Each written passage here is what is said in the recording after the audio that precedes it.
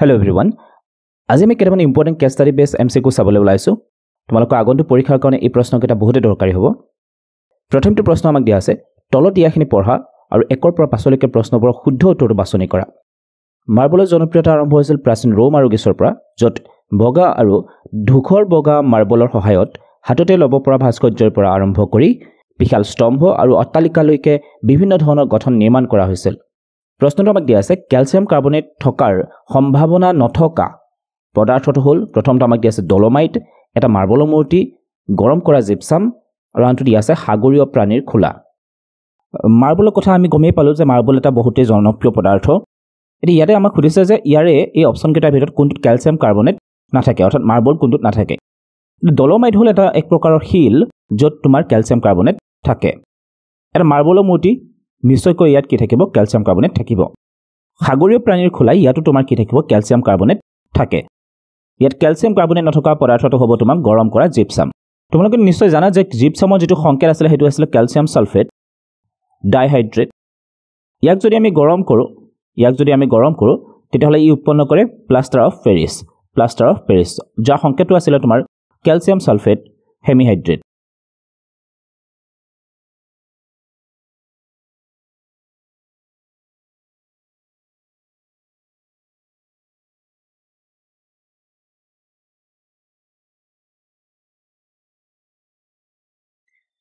Question number 2, এজন ছাত্ৰই এটা দৃঢ় পাত্ৰত 10 গ্ৰাম ক্যালছিয়াম কাৰ্বনেট দি ভালদৰে সুৰক্ষিত কৰি গৰম কৰিবলৈ ধৰিলে। আমাক কৈছে যে ক্যালছিয়াম কাৰ্বনেট ল'লে আৰু ইয়াক কি কৰিছে, গৰম কৰিছে। যদি আমি ক্যালছিয়াম কাৰ্বনেটক গৰম কৰোঁ তেতিয়া দুটা পদাৰ্থ উৎপন্ন হয়, এটা হ'ল তোমাৰ ক্যালছিয়াম অক্সাইড আৰু আনটো হ'ল তোমাৰ কাৰ্বন ডাই অক্সাইড। ক্যালছিয়াম অক্সাইড আৰু কাৰ্বন ডাই অক্সাইড গেছ আমি পাওঁ। এতিয়া কিছু সময় পিছত চাপ বৃদ্ধি হোৱা দেখা গ'ল। তাৰ পিছত 5 মিনিটৰ ব্যৱধানত চাপৰ মান লক্ষ্য কৰা হ'ল আৰু তলত উল্লেখ কৰাৰ দৰে বা তলত দেখুওৱাৰ দৰে গ্ৰাফত সময়ৰ বিপৰীতে উপস্থাপন কৰা হ'ল। কোনটো সময়ৰ ব্যৱধানত সৰ্বোচ্চ বিযোজন হৈছিলে। এতিয়া আমি ইয়াতে দেখা পালোঁ যে আমি এটা পদাৰ্থ লৈছিলোঁ ক্যালছিয়াম কাৰ্বনেট, তাক গৰম কৰা হ'ল, গৰম কৰোঁতে ইয়াতে দুটা পদাৰ্থৰ সৃষ্টি হ'ল। এতিয়া এই বিক্ৰিয়াটোৰ নাম হৈ গ'ল তোমাৰ বিযোজন বিক্ৰিয়া। এই বিক্ৰিয়াটোৰ নাম কি হ'ল, বিযোজন বিক্ৰিয়া। এতিয়া আমাক চাব দিছে কোনটো সময়ৰ ব্যৱধানত সৰ্বোচ্চ বিযোজন হৈছিলে। ইয়াত যদি আমি চাওঁ এইটো 5 মিনিট আছিলে, এইটো 0ৰ পৰা ষ্টাৰ্ট হৈছিলে 5 মিনিট, দেন তোমাৰ এইটো 10 মিনিট আৰু এইটো হৈ গ'ল তোমাৰ 15 মিনিট। এতিয়া লেখটো যদি আমি মন কৰোঁ তেতিয়াহ'লে তুমি মন কৰিবা যে প্ৰথম 5 মিনিটত, অৰ্থাৎ ইয়াৰ পৰা ইয়ালৈ এই সময়খিনিত এই গ্ৰাফডাল বহুত বেছি ওপৰলৈ উঠিছিলে, অৰ্থাৎ এই সময়খিনিত বিযোজনৰ মাত্ৰা সৰ্বোচ্চ বেছি আছিলে। তাৰ পিছৰ সময়খিনিত কি হ'ব, তাৰ নেক্সট 5 মিনিটত কি হৈছিলে, এই গ্ৰাফডাল অকণমান কি হৈছিলে, কমকৈ উচ্চতালৈ উঠিছিলে, অৰ্থাৎ তুমি ক'ব পাৰা যে বিযোজনৰ মাত্ৰা ক্ৰমান্বয়ে কমিছিলে আৰু তাৰ পিছৰ 5 মিনিটত বিযোজনৰ মাত্ৰা আৰু কমিছিলে। গতিকে আমি ক'ব পাৰোঁ যে 0 to 5 মিনিটৰ ভিতৰত কি হৈছিলে, সৰ্বোচ্চ বিযোজন হৈছিলে। ইয়াতে চোৱা সৰ্বোচ্চ বিযোজন হৈছিলে, অৰ্থাৎ গ্ৰাফটো চোৱা কিমান ওপৰলৈ উঠিছে, বহুত ওপৰলৈ উঠিছে, কিন্তু ইয়াৰ 5 মিনিটত ইমান ওপৰলৈ উঠিছে জানো, নাই উঠা। গতিকে আমি ক'ম যে 0 to 5 মিনিটৰ ভিতৰত সৰ্বোচ্চ বিযোজন হৈছিলে।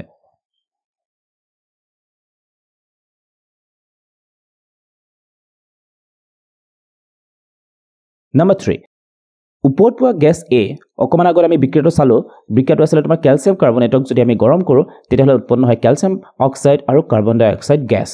এতিয়া তোমাক কৈছে যে এই গেছটো সূৰ্যৰ পোহৰৰ উপস্থিতিত হোৱা এক অতি গুৰুত্বপূৰ্ণ জৈৱ ৰাসায়নিক প্ৰক্ৰিয়াৰ বাবে বিক্ৰিয়ক পদাৰ্থ। এতিয়া আমি এই গেছটো কাৰ্বন ডাই অক্সাইডক কোনটো বিক্ৰিয়াত ব্যৱহাৰ কৰোঁ এটা বিক্ৰিয়ক পদাৰ্থ হিচাপে, তোমাক সেই প্ৰক্ৰিয়াটোৰ নামটো সুধিছে। প্ৰথম নামটো কি আছে, শ্বসনত আমি অক্সিজেন গেছ ব্যৱহাৰ কৰোঁ, ৰাইট। সালোক সংশ্লেষণ এনেকুৱা প্ৰক্ৰিয়া য'ত আমি কি ব্যৱহাৰ কৰোঁ, কাৰ্বন ডাই অক্সাইডক আমি এটা বিক্ৰিয়ক পদাৰ্থ হিচাপে ব্যৱহাৰ কৰোঁ।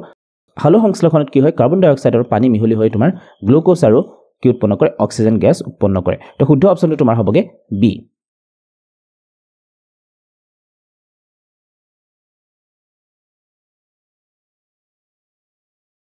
নম্বৰ 4, মাৰ্বলৰ মূৰ্তিবোৰ বাৰে বাৰে প্ৰদূষিত বৰষুণৰ পানী সংস্পৰ্শলৈ আহিলে ক্ষয় হয় বা দাগ পৰে, মূল কাৰণটো চিনাক্ত কৰা। প্ৰথমটি অপশ্যন আমাক দিয়া আছে ক্যালছিয়াম কাৰ্বনেটৰ ক্যালছিয়াম অক্সাইডলৈ বিযোজন। 2 নম্বৰটো আমাক দিয়া আছে প্ৰদূষিত পানী ক্ষাৰকীয় প্ৰকৃতিৰ, গতিকে ই ক্যালছিয়াম কাৰ্বনেটৰ সৈতে বিক্ৰিয়া কৰে। C2 আমাক দিয়া আছে প্ৰদূষিত পানী আম্লিক প্ৰকৃতিৰ, গতিকে ই ক্যালছিয়াম কাৰ্বনেটৰ সৈতে বিক্ৰিয়া কৰে।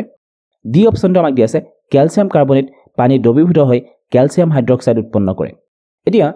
প্ৰদূষিত বৰষুণৰ পানী বুলি কোৱাৰ লগে লগে আমি গম পাওঁ যে এই বৰষুণৰ পানীখিনি কি হয়, এচিডিক হয়, অৰ্থাৎ ই এচিড বৰষুণ। প্ৰদূষিত বৰষুণ দ্যাট মিন্স এচিড বৰষুণ তো এচিড বৰষুণ বুলি কোৱাৰ লগে লগে তাত কি আছে এচিড আছে আৰু এচিডে কাৰ লগত বিক্ৰিয়া কৰিব মাৰ্বলৰ মূৰ্তিৰ লগত তো মাৰ্বলৰ মূৰ্তি মানে ইয়াত আছে তোমাৰ ক্যালসিয়াম কাৰ্বনেট তো এচিড আৰু ক্যালসিয়াম কাৰ্বনেট তো আমি জানো যে ধাতু আৰু ধাতব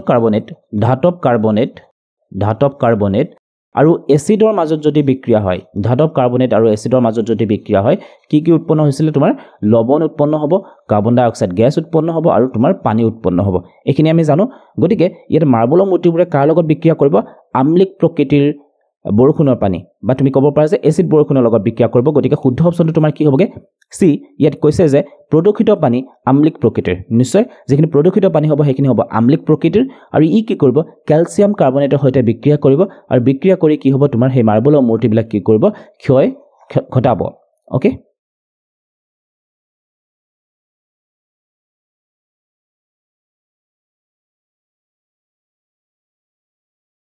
Number 5 ক্যালসিয়াম অক্সাইডক সোডিয়াম ধাতুৰে গৰম কৰিলে ক্যালসিয়ামলৈ বিজাৰিত কৰিব পাৰি ওপৰৰ প্ৰক্ৰিয়াটোত কোনটো যৌগই জাৰক হিচাপে কাম কৰিব এতিয়া আমি যদি ক্যালসিয়াম অক্সাইডক কি কৰো সোডিয়াম ধাতুৰে গৰম কৰো ওকে তাপ দিয়া হল তেতিয়া কি উৎপন্ন হ'ব ইয়াৰ উৎপন্ন হ'ব সোডিয়াম অক্সাইড আৰু তোমাৰ ক্যালসিয়াম সোডিয়াম অক্সাইড আৰু কি উৎপন্ন হ'ব ক্যালসিয়াম উৎপন্ন হ'ব এতিয়া ইয়াত যদি আমি চাও কোন বিজাৰিত হৈছে ক্যালসিয়াম অক্সাইডক সোডিয়াম ধাতুৰে গৰম কৰিলে ক্যালসিয়ামলৈ বিজাৰিত হৈছে ক্যালসিয়াম অক্সাইড কোলে বিজাৰিত হৈছে ক্যালসিয়ামলৈ কাৰণ ইয়াতে ক্যালসিয়াম অক্সাইড আছিল অক্সিজেনটো আঁতৰি যোৱা মানে ই কি হৈছে বিজাৰিত হৈছে অক্সিজেনটো আঁতৰি যোৱা মানে বিজাৰিত হৈছে ওকে অক্সিজেন যোগ হোৱাটোক আমি জাৰণ বুলি কওঁ আঁতৰি যোৱাটোক আমি বিজাৰণ বুলি কওঁ তো ইয়াতে কোন বিজাৰিত হৈছে ক্যালসিয়াম অক্সাইড কোলে বিজাৰিত হৈছে ক্যালসিয়ামলৈ এতিয়া ইয়াত সুধিছে জাৰক কোন হয় কোনে জাৰক হিচাপে কাম কৰিব এতিয়া আমি জানো যে যোন বিজাৰিত হয় হিয়ে জাৰক ইয়াত কোন বিজাৰিত হৈছে ক্যালসিয়াম অক্সাইড বিজাৰিত হৈছে গতিকে ই কি হ'ব তোমাৰ জাৰক তো শুদ্ধ অপচন কোনটো হ'বগে ক্যালসিয়াম অক্সাইড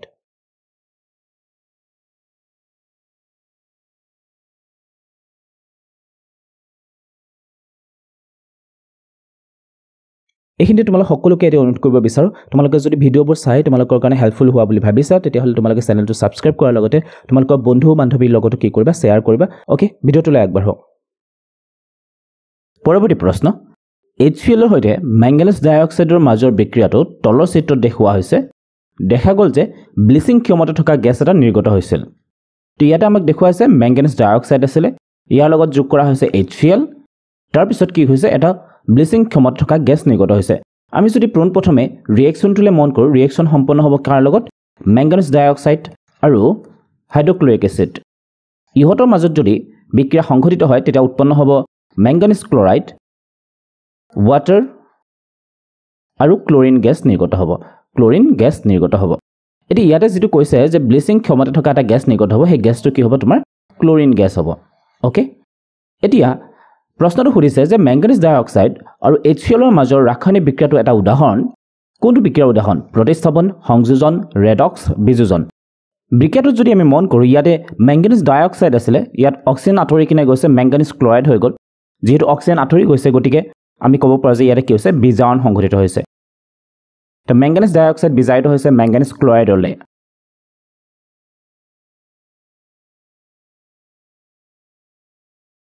আনহাতে হাইড্ৰক্লোৰিক এচিডৰ ক্ষেত্ৰত যদি আমি মন কৰো তেতিয়াহ'লে ইয়াতে আমি দেখিম যে হাইড্ৰক্লোৰিক এচিডৰ ক্ষেত্ৰত কি হৈছে হাইড্ৰজেনটো আঁতৰি কিনে ইয়াতে ক্লোৰিন গেছ উৎপন্ন হৈছে গতিকে এটো কি হৈছে হাইড্ৰজেন আঁতৰি গৈছে গতিকে ই কি হৈছে জাৰিত হৈছে হাইড্ৰজেন আঁতৰি গৈছে গতিকে ই জাৰিত হৈছে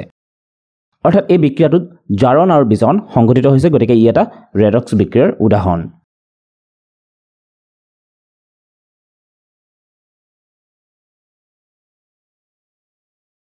Question number 7 ক্লোৰিন গেছে ড্যাছৰ সৈতে বিক্ৰিয়া কৰি ব্লিচিং পাউডাৰ গঠন কৰে অকমান আগৰ বিক্ৰিয়াটো আমি দেখিছিলো যে তাত ক্লোৰিন গেছ উৎপন্ন হৈছিল আৰু ক্লোৰিন গেছ আৰু শুকান ক্যালসিয়াম হাইড্ৰক্সাইডৰ মাজত যদি আমি বিক্ৰিয়া সংঘটিত কৰো তেতিয়াহ'লে আমি কি পাম ব্লিচিং পাউডাৰ যাৰ সংকেতটো আছিল CaOCl2 তো CaOCl2 ইয়ে হ'ল ব্লিচিং পাউডাৰ আমি ক'ৰ পৰা পাব পাৰো ক্লোৰিন গেছ আৰু শুকান ক্যালসিয়াম হাইড্ৰক্সাইডৰ মাজত বিক্ৰিয়া ঘটাই আমি ব্লিচিং পাউডাৰ পাব পাৰো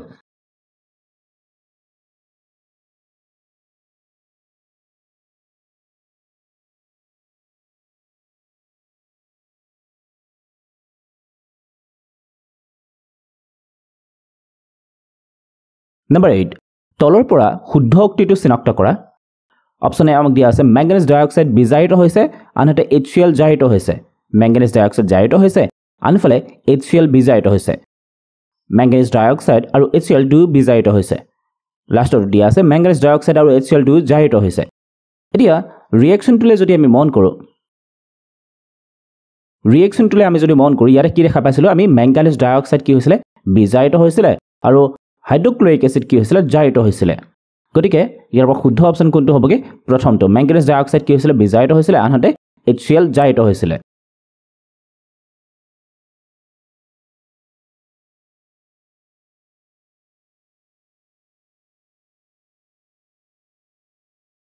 Question number 9 ওপৰত আলোচনা কৰা বিক্ৰিয়াটোত মেংগানিজ ডাইঅক্সাইডৰ প্ৰকৃতি কি হ'ব বুলি আমাক সুধিছে অকমান আগত আমি যেটো ৰিএকচন চাইছিলো এই ৰিএকচনটোত মেংগানিজ ডাইঅক্সাইডৰ প্ৰকৃতি কি হ'ব বুলি আমাক সুধিছে ইয়াত যদি আমি মন কৰোঁ মেংগানিজ ডাইঅক্সাইড আৰু HCl এই দুটা লগ হৈ কিনে কি কৰিছে এটা ক্লৰাইড উৎপন্ন কৰিছিল মেংগানিজ ক্লৰাইড এটো এটা লৱণ হয় পানী উৎপন্ন হৈছে আৰু ক্লোৰিন গেছ গতিকে যেহেতু HCl ৰ প্ৰকৃতি ইয়াতে কি আছিল আম্লিক আছিল আৰু মেংগানিজ ডাইঅক্সাইডৰ প্ৰকৃতি কি আছিল কি হ'ব তেতিয়াহ'লে ইয়াতে ধাতুৰ অক্সাইড আৰু ধাতু অক্সাইড বিলাকৰ প্ৰকৃতি কি হ'বগে ক্ষাৰকীয় হয় ধাতু অক্সাইডৰ প্ৰকৃতি কি হয় ক্ষাৰকীয় হয় গতিকে ইয়াৰ পৰা আমি শুদ্ধ অপচনটো বাছি ল'ম বি ক্ষাৰকীয় অক্সাইড মেংগানিজ ডাইঅক্সাইড এটা ধাতব অক্সাইড আৰু ধাতব অক্সাইড বিলাকৰ প্ৰকৃতি কি হয় ধাতব অক্সাইড বিলাকৰ প্ৰকৃতি কি হয় ক্ষাৰকীয় হয় ধাতব অক্সাইড বিলাকৰ প্ৰকৃতি ক্ষাৰকীয় হয় এখানে তুমি জানি থোৱা যিবিলাক অধাতুৰ অক্সাইড আছে অধাতব অক্সাইড হেবিলাকৰ প্ৰকৃতি হ'ব তোমাৰ আম্লিক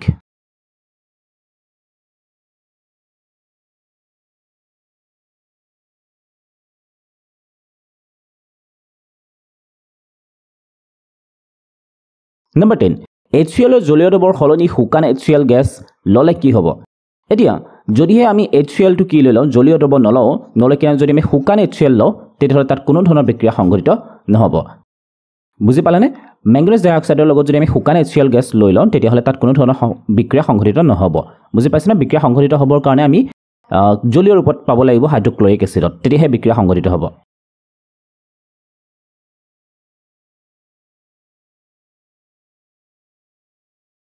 Next question. অটোমোবাইলত ৰসায়ন বিজ্ঞান আভ্যন্তৰীণ দহন ইঞ্জিনে বাহন এখনক পথত চলিবলৈ হ'লে ই ইন্ধনত জমা হোৱা শক্তিক যান্ত্ৰিক শক্তিলৈ ৰূপান্তৰিত কৰি চকা চলাব লাগিব তোমাৰ গাড়ীত বিতৰক আৰু বেটাৰীয়ে বৈদ্যুতিক স্পাৰ্ক সৃষ্টি কৰি এই আৰম্ভণি শক্তি প্ৰদান কৰে যিয়ে গেছলিন বা তুমি ক'ব পাৰা যে পেট্ৰলৰ দৰে ইন্ধন দহনত সহায় কৰে তলত বাই সম্পূৰ্ণ যোগানত গেছলিনৰ সম্পূৰ্ণ দহন দেখুৱা বিক্ৰিয়াটো দিয়া হৈছে এতিয়া বিক্ৰিয়াটোৰ পৰা চাই আমি কি ক'ব লাগে ইয়াত তোমাৰ দিয়া আছে x আৰু y বুলি দি থৈ দিয়া আছে x আৰু y তো প্ৰথম প্ৰশ্নটো আমাক কি কৈছে যে ওপৰৰ ক্ষেত্ৰত উল্লেখ কৰা বিক্ৰিয়াৰ পৰা তলৰ কোনবোৰ বিক্ৰিয়াজাত পদাৰ্থ পোৱা যাব তো অৰ্থাৎ x আৰু y নাম দুটা তোমাক কি হ'ব বুলি সুধিছে তো ইয়াতে কাৰ বিক্ৰিয়া হৈছে C8H18 আমাক দিয়া আছে গেছলিনৰ সংকেত ই অক্সিজেনৰ লগত বিক্ৰিয়া কৰিছে গতিকে এটা দহন বিক্ৰিয়া তো ইয়াতে কি উৎপন্ন হ'ব কাৰ্বন ডাই অক্সাইড আৰু পানী উৎপন্ন হ'ব এই বিক্ৰিয়াটো তোমাৰ কি উৎপন্ন হ'ব কাৰ্বন ডাই অক্সাইড আৰু পানী উৎপন্ন হ'ব তে x টো হ'ব তোমাৰ কাৰ্বন ডাই অক্সাইড y টো তোমাৰ হ'বগে পানী 16টা কাৰ্বন ডাই অক্সাইড আৰু 18টা পানীৰ অণু ইয়াতে সৃষ্টি হ'ব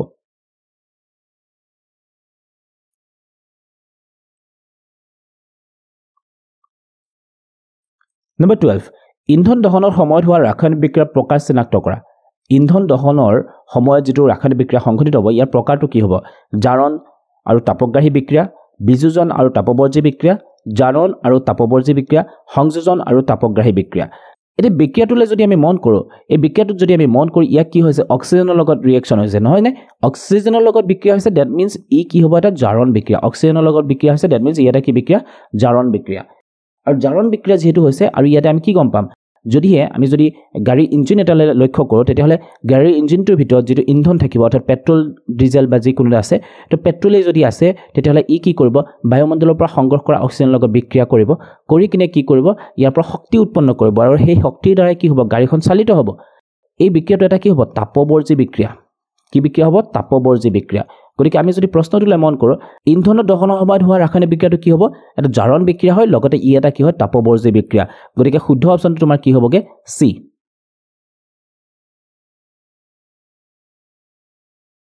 Question number 13 শক্তিৰ বিবৰ্তন বা শোষণৰ ভিত্তিত তলৰ কোনটো প্ৰক্ৰিয়া ইন্ধনৰ দহনৰ সৈতে মিল আছে ইন্ধনৰ দহনত আমি কি দেখা পাইছিলোঁ ইন্ধনৰ দহনত আমি দেখা পাইছিলোঁ ই এটা কি বিক্ৰিয়া হয় তাপবৰ্জী বিক্ৰিয়া অৰ্থাৎ তাপ নিৰ্গত হয় গতিকে ইয়াত আমি চাওক কোন কেইটা বিক্ৰিয়াত তাপ উৎপন্ন হয় বা তাপ নিৰ্গত হয় প্ৰথমটো আমাক দিয়া আছে উদ্ভিদৰ সালোক সংশ্লেষণ এটা তাপগ্ৰাহী বিক্ৰিয়া উদ্ভিদৰ সালোক সংশ্লেষণ এটা কি বিক্ৰিয়া তাপগ্ৰাহী বিক্ৰিয়া ইয়াত সূৰ্যৰ শক্তি সূৰ্যৰ পোহৰটো কি হয় তাপ হিচাপে গ্ৰহণ কৰে তাৰ পৰা খাদ্য প্ৰস্তুত কৰে মানুহৰ শৰীৰত যেটো শ্বসন হয় মানুহৰ শৰীৰত যেটো শ্বসন হয় এই শ্বসনৰ ফলতে আমি কি পাওঁ শক্তি পাওঁ গতিকে এটা কি হ'ব তাপবৰ্জী বিক্ৰিয়া এটা তাপবৰ্জী বিক্ৰিয়া ওকে তাৰপিছত শাক পাচলিৰ পচন ইও এটা কি হয় তাপবৰ্জী বিক্ৰিয়া ফেৰাছ সালফেটৰ বিযোজন ফেৰাছ সালফেটক আমি বিযোজন কৰিছো দ্যাট মিন্স ইয়াক আমি গৰম কৰিছো গতিকে ই এটা তাপগ্ৰাহী বিক্ৰিয়া ফেৰাছ সালফেটৰ বিযোজন এটা তাপগ্ৰাহী বিক্ৰিয়া গতিকে আমাৰ কাৰণে শুদ্ধ অপচন কোনটো হ'বগে 2 আৰু 3 মিলি কিনে কি হ'বগে option A is the correct one option A is the correct one মানুহৰ শৰীৰত শ্বসন আৰু শাক পাচলিৰ পচন দুটা বিক্ৰিয়া কি হয় তাপবৰ্জী বিক্ৰিয়া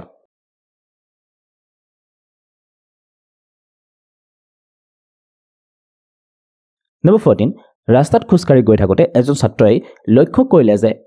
ৰাস্তাত চলি থকা ট্ৰাকৰ ধোঁৱা নিষ্কাশন হোৱা পাইপৰ পৰা ক'লা ধোঁৱাৰ ডাৱৰ ওলাই আহিছে ক'লা ধোঁৱা উৎপন্ন হোৱাৰ সঠিক কাৰণটো বাছি উলিওৱা এজন ছাত্ৰ আছিলে গৈ আছিল ৰাস্তাৰে গৈ থাকোঁতে দেখা পালে যে গাড়ীৰ ট্ৰাকবিলাকৰ পৰা কি হৈছে ধোঁৱা নিষ্কাশন কৰা পাইপেৰে কি হৈ আছে ক'লা ধোঁৱাবিলাক ওলাই আছে এতিয়া এই ধোঁৱাটো কিহৰ কাৰণে ওলাইছে বুলি তোমাক সুধিছে অপচন কেইটা আমাক কি দি আছে বায়ুৰ সীমিত যোগানৰ ফলত ইন্ধন দহন অসম্পূৰ্ণ হয়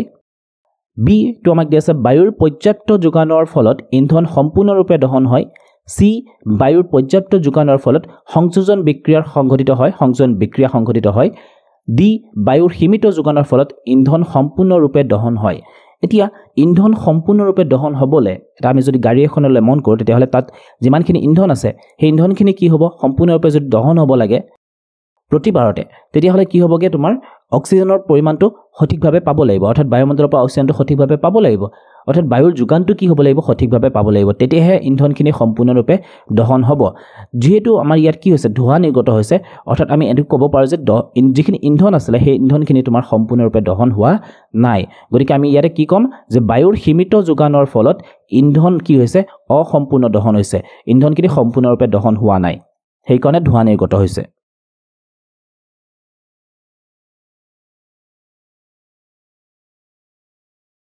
Number 15 যদিও বায়ুমণ্ডলত নাইট্ৰজেন আটাইতকৈ বেছিকৈ থকা গেছ ই দহনত অংশগ্ৰহণ নকৰে এই কথাষাৰৰ সঠিক কাৰণটো চিনাক্ত কৰা অপচন কেইটা আমাক কি দি আছে নাইট্ৰজেন হৈছে এটা বিক্ৰিয়াশীল গেছ বি নাইট্ৰজেন হৈছে এক নিষ্ক্ৰিয় গেছ সি নাইট্ৰজেন এবিধ বিস্ফোৰক গেছ ডি দহনত কেৱল হাইড্ৰকাৰ্বনেহে অংশ ল'ব পাৰে ইয়াৰ পৰা যদি আমি মন কৰোঁ তেতিয়াহ'লে শুদ্ধ অপচনটো তোমাৰ হ'বগে বি নাইট্ৰজেন হৈছে এটা নিষ্ক্ৰিয় গেছ অৰ্থাৎ সাধাৰণ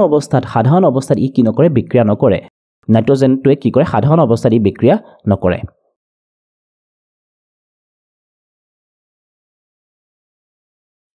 নেক্সট কুৱেশ্যনটো আমাক দিয়া আছে যমুনাত ফেনৰ সৃষ্টি অৰ্থাৎ যমুনা নদীৰ ওপৰত সৃষ্টি হোৱা ফেনৰ সৃষ্টিৰ কথা আমাৰ ইয়াতে কৈছে বিষাক্ত ফেন গঠনৰ আঁৰৰ প্ৰধান কাৰণ হ'ল বৰ্জিত পানীত ফছফেটৰ বৰ্ধিত পৰিমাণ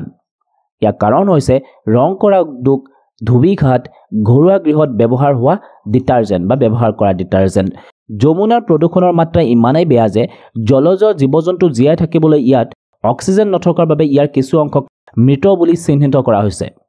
এতিয়া ইয়াত আমাক কৈছে কি যে যমুনা নদীৰ ওপৰত যিখিনি ফেন সৃষ্টি হৈছে ইয়াৰ কাৰণটো কি হয় ইয়াত তোমাৰ এই বৰ্জিত পানীখিনিত কি হৈছে ফছফেটৰ পৰিমাণ যথেষ্ট বেছি আৰু ইয়াত তোমাৰ ডিটাৰজেন্টৰ মাত্ৰাটো যথেষ্ট বেছি তো এই ডিটাৰজেন্ট ক'ৰ পৰা আহিলে এই ডিটাৰজেন্ট তোমাৰ আহিছে ৰং কৰা উদ্যোগবিলাকৰ পৰা ধুবিঘাটৰ পৰা আৰু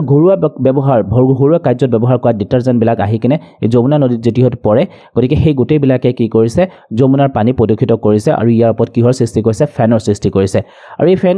ইমানেই তোমাৰ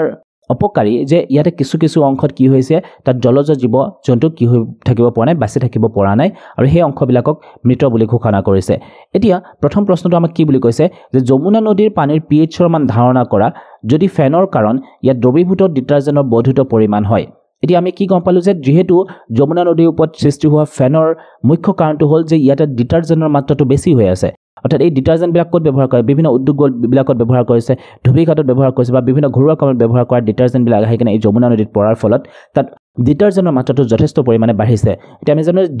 ডিটাৰজেন্ট কি এটা ক্ষাৰক হয় গতিকে ক্ষাৰক হ'লে ইয়াৰ pH মানটো কি হ'ব 7তকৈ বেছি হ'ব লাগিব 7তকৈ কি হ'ব লাগিব বেছি গতিকে ইয়াত যদি আমি মান কেইটা মন কৰোঁ 7তকৈ বেছি মান থকা কোনটো আছে 10 to 11 তো শুদ্ধ অপচন কোনটো হ'বগে A তোমালোকে জানা 7 হ'লে তোমাৰ কি হ'ব প্ৰথম 7 হ'লে কি হ'ব তোমাৰ প্ৰথম 7তকৈ যদি কম হয় কি হ'ব আমলিক হ'ব 7তকৈ যদি কম হয় আমলিক হ'ব আৰু 7তকৈ যদি বেছি হয় তেতিয়াহ'লে কি হ'ব ক্ষাৰকীয় যেহেতু ডিটাৰজেন্ট এটা কি হয় ক্ষাৰক হয় গতিকে ইয়াতে তোমাৰ মানটো 7তকৈ বেছি হ'ব লাগিব তো ইয়াতে কিমান হৈ আছে 10 to 11 বুলি আমাক দিয়া আছে অপচনত ৰাইট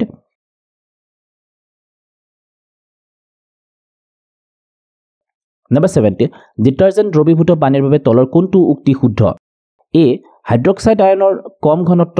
হাইড্ৰনিয়াম আয়নৰ অধিক ঘনত্ব প্ৰথমটো অপচন আমাক এটো দিয়া আছিল বি অপচনটো হাইড্ৰক্সাইড আয়নৰ উচ্চ ঘনত্ব আৰু হাইড্ৰনিয়াম আয়নৰ কম ঘনত্ব সি হাইড্ৰক্সাইড আয়নৰ লগতে হাইড্ৰনিয়াম আয়নৰ উচ্চ ঘনত্ব ডি হাইড্ৰক্সাইড আয়ন আৰু হাইড্ৰনিয়াম আয়নৰ দুটাৰে ঘনত্ব সমান ঘনত্ব এতিয়া যেহেতু অকমান আগত আমি আলোচনা কৰিলো যে ডিটাৰজেন্টৰ প্ৰকৃতিটো কি হয় ক্ষাৰকীয় তো ক্ষাৰকীয় প্ৰকৃতি হোৱাৰ লগে লগে ইয়াত কি বেছিকৈ থাকিব ইয়াতে তোমাৰ হাইড্ৰক্সাইড আয়নটো কি হ'ব হাইড্ৰক্সাইড আয়নৰ গাঢ়তাটো কি হ'ব বেছি হ'ব তাৰ বিপৰীতে হাইড্ৰনিয়াম আয়নৰ গাঢ়তাটো তোমাৰ কি হ'ব কম হ'ব হাইড্ৰনিয়াম আয়নৰ গাঢ়তা যদি বাঢ়ে তেতিয়াহ'লে এটো আমি আমলিক বুলি কম হাইড্ৰনিয়াম আয়নৰ গাঢ়তা বাঢ়িলে তাক আমি আমলিক বুলি কওঁ আৰু হাইড্ৰক্সাইড আয়নৰ গাঢ়তা বুলি বাঢ়িলে তাক আমি কি বুলি কওঁ ক্ষাৰকীয় বুলি কওঁ যেহেতু ডিটাৰজেন্টটো ক্ষাৰকীয় প্ৰকৃতিৰ গতিকে তাত কি হ'ব হাইড্ৰক্সাইড আয়নৰ ঘনত্বটো বেছি হ'ব গতিকে শুদ্ধ অপচন কোনটো হ'বগে বি হাইড্ৰক্সাইড আয়নৰ ঘনত্ব কি হ'ব বেছি হ'ব হাইড্ৰনিয়াম আয়নৰ ঘনত্ব কি হ'ব কম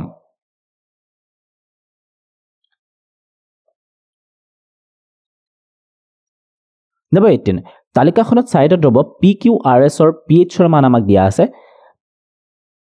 তলৰ কোনটোৱে দ্ৰৱবোৰক হাইড্ৰনিয়াম আয়নৰ ঘনত্বৰ বৃদ্ধিৰ ক্ৰমত সঠিকভাৱে উপস্থাপন কৰে তো হাইড্ৰনিয়াম আয়নৰ ঘনত্বৰ ওপৰত সজাব দিছে তো হাইড্ৰনিয়াম আয়নৰ ঘনত্ব এটা হাইড্ৰনিয়াম আয়নৰ ঘনত্ব বাঢ়িলে হে দ্ৰৱটো কি হ'ব আমলিক হ'ব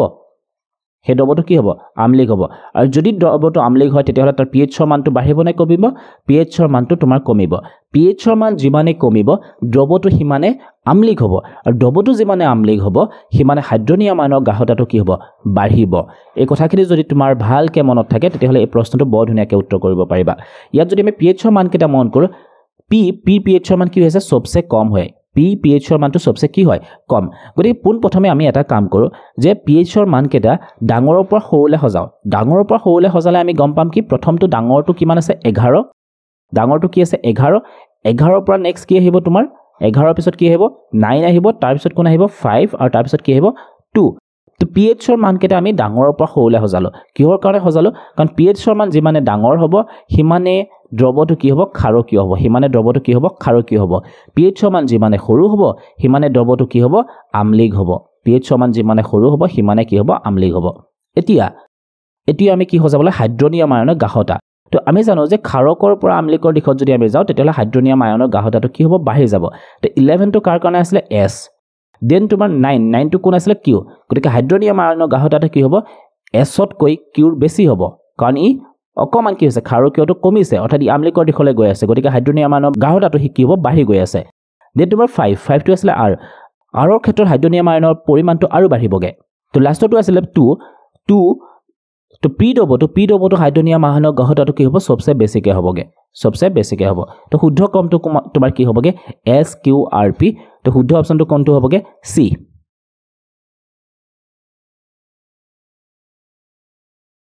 Number 19 যমুনা নদীত ফসফেট আয়নৰ অধিক পৰিমাণৰ ফলত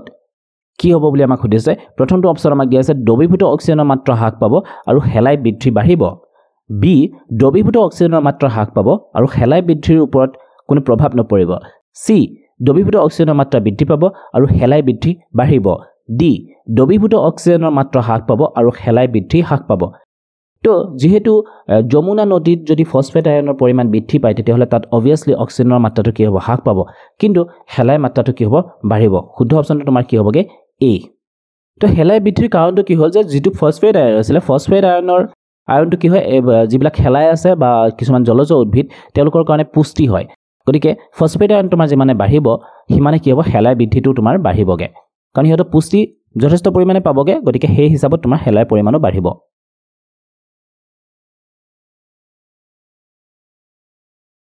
Number 20 যদি তোমাক ডিটাৰজেণ্টযুক্ত পানীৰ নমুনা দিয়া হয়, আমাক কি দিয়া আছে? ডিটাৰজেণ্টযুক্ত পানীৰ নমুনা দিয়া আছে, তেন্তে ইয়াক প্ৰশম কৰিবলৈ তলৰ কোনটো পদ্ধতি তুমি ব্যৱহাৰ কৰিবা? ইয়াক প্ৰশম কৰিবলৈ আমি কোনটো পদ্ধতি ব্যৱহাৰ কৰিম? তো ডিটাৰজেণ্ট দিয়া আছে, অৰ্থাৎ ই ক্ষাৰকীয়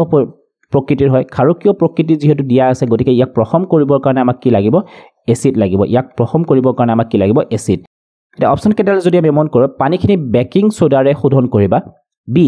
পানীখিনি ভিনেগাৰেৰে শোধন কৰিবা, চি পানীখিনি কষ্টিক সোডাৰে শোধন কৰিবা, ডি পানীখিনি কাপোৰ ধোৱা সোডাৰে শোধন কৰিবা। ইয়াত যদি আমি মন কৰোঁ, option A baking soda, then তোমাৰ কষ্টিক সোডা, কাপোৰ ধোৱা সোডা, এই গোটেইকেইটাই কি হয়? ক্ষাৰকীয় প্ৰকৃতিৰ হয়। এই গোটেইকেইটা কি হয়? ক্ষাৰকীয় প্ৰকৃতি। গতিকে ইয়াক যদি আমি প্ৰশম কৰিব লাগে, তেতিয়াহ'লে আমাক লাগিব এচিড। আৰু ইয়াতে আমি যদি মন কৰোঁ, অপশ্যন বিত তোমাৰ এটা এচিড দিয়া আছে, সেইটো হ'ল ভিনেগাৰ, এচিডিক এচিড আমাক দিয়া আছে। গতিকে আমি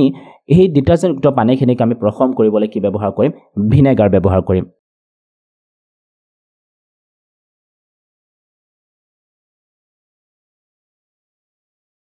তো এইখিনিলে আছিলে আজি ভিডিঅ'টো। তোমালোকে নিশ্চয় ভাল পাইছা ভিডিঅ'টো চাই, কাৰণ ইয়াতে আমি কেইটামান বৰ ধুনীয়া প্ৰশ্ন ইয়াতে ডিছকাছ কৰিলোঁ। ইয়াৰ পৰৱৰ্তী ভিডিঅ' সময়তো আমি এনেকুৱা প্ৰশ্নবিলাক ডিছকাছ কৰিবলৈ চেষ্টা কৰিম। চ' সেইকাৰণে তোমালোক সকলোকে আকৌ এবাৰ অনুৰোধ কৰিব বিচাৰিছোঁ, তোমালোকে যদি চেনেলটো ছাবস্ক্ৰাইব কৰা নাই, তেতিয়াহ'লে এতিয়া চেনেলটো ছাবস্ক্ৰাইব কৰি লোৱা, লগতে তোমালোকৰ বন্ধুবিলাকৰ মাজতো চেনেলটো শ্বেয়াৰ কৰি দিয়া। Okay, so' thank you once again, have a nice day, bye by.